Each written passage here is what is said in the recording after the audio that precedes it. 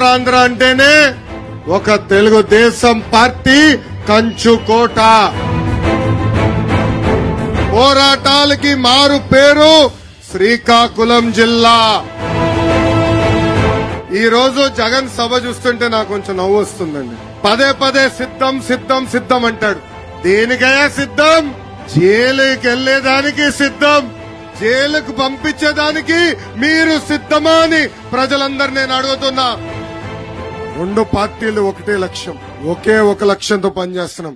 అది bye bye Jagan లక్ష్యం.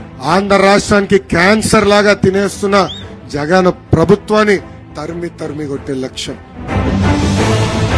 Psycho పోవాలి, సైకో పోవాలి.